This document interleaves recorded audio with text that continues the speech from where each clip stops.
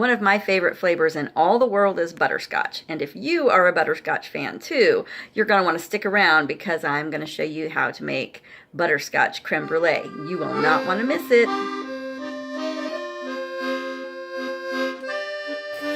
This is the part where the butterscotch is messy looking. I'm going to cook it until the butter and the sugar come back together again. And it just starts to smoke.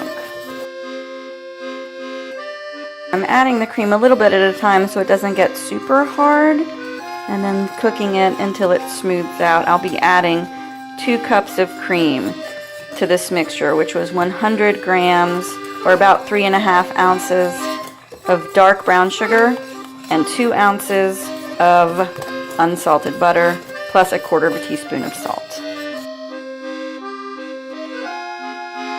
Here it is with all of the cream added to it.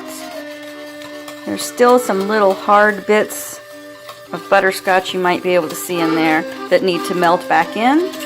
Once it's nice and steaming and smooth, I will temper this into 5 egg yolks that I have whipped up pretty well.